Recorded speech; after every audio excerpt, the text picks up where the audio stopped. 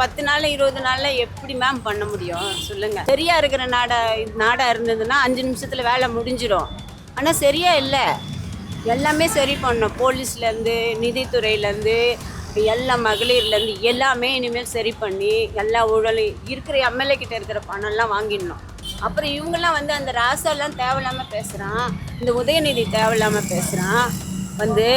நான் என்னமோ சொல்கிறேன், இந்த ஆட்சி அந்த ஆட்சின்னு சினிமாவில் பேசுகிற மாதிரி பேசுகிறான். ஒரு அரசியல் துறையிலேருந்து நான் அந்த மாதிரி பேசலாமா? புஷ்பா மாடல், அந்த மாடல், இந்த மாடல் ரொம்ப கேவலமாக பேசுகிறான். இது ஏதாவது அவர் சினிமாவில் நடித்த காசை வீணாக போகக்கூடாதுன்னு செலவு பண்ணுறதுக்கு அரசு தலையெழுத்தாக இருக்குது.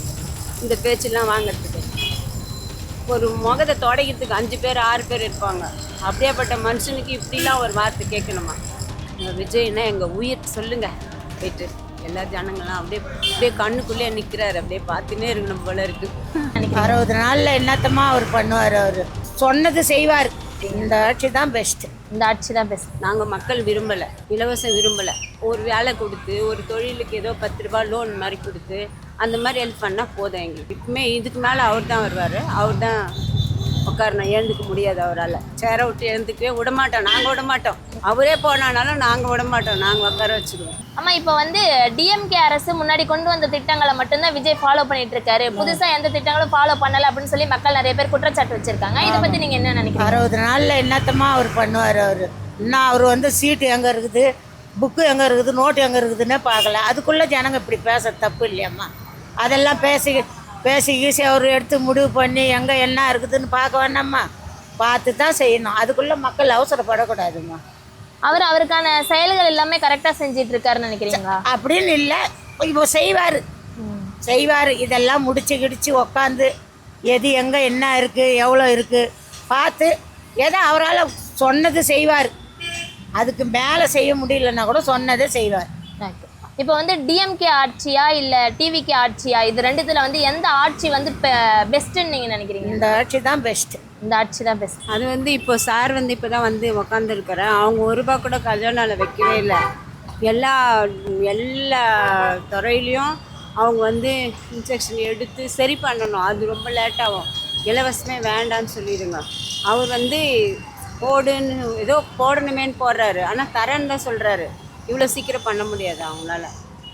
ரொம்ப கஷ்டம். ஏன்னா 1 ரூபா கூட இல்லாமல் கடனை வச்சுட்டு எல்லா துறையிலும் ஊழல், போலீஸ் ஊழல், குழந்தைங்க பாதுகாப்பு கிடையாது, பெண்கள் பாதுகாப்பு கிடையாது, தொழில் கூட பண்ண முடியல. இங்கே கடை வைக்கக்கூடாதுங்கிறாங்க. இது ரோடு, இங்கே கடை வைக்கக்கூடாதுங்கிறாங்க. அப்போ நாங்கள் எப்படி சாப்பிட்றது? அப்போ அது மாதிரி எல்லா துறையிலுமே ஒரு கஷ்டத்தை கொடுக்குறாங்க. அதனால் டிவிகே தான் ஆட்சி நடத்தணும். இப்பவுமே இதுக்கு மேலே அவர் தான் வருவார். அவர் தான் உட்காரணும். எழுந்துக்க முடியாது அவரால். சேரை விட்டு எழுந்துக்கவே விடமாட்டோம். நாங்கள் விடமாட்டோம். அவரே போனானாலும் நாங்கள் விடமாட்டோம். நாங்கள் உட்கார வச்சுருவோம். அதனால் நீங்கள் டிஎம்கே 1000 ரூபாய் போட்டது பெரிய விஷயம் கிடையாது. மகளிருக்கு போடுறேன்னு இப்போ தான் 2 வருஷத்துக்கு முன்னே தான் போட்டார் 1000 ரூபாய். என்ன ஐடியா பண்ணி போட்டாங்கன்னு தெரில.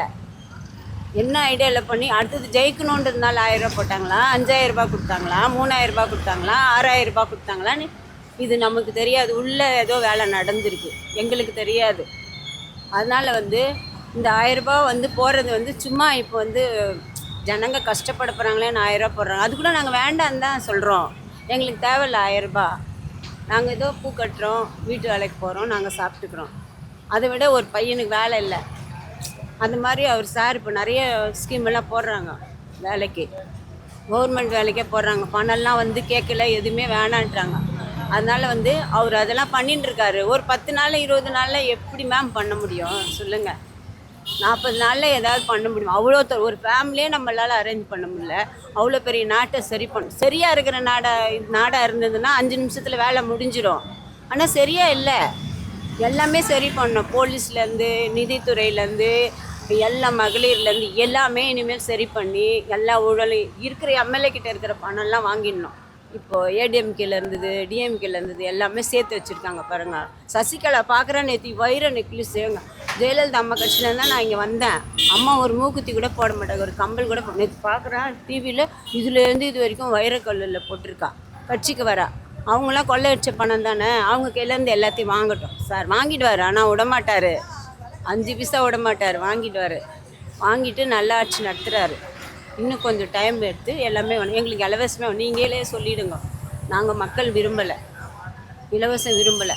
ஒரு வேலை கொடுத்து ஒரு தொழிலுக்கு ஏதோ 10 ரூபா லோன் மாதிரி கொடுத்து அந்த மாதிரி ஹெல்ப் பண்ணால் போதும் எங்களுக்கு. அதனால் வந்து டிவிக்கே தான், இனிமேல் டிவிக்கே தான் வருவார், டிவிக்கே தான் ஆட்சி நடத்துவார்.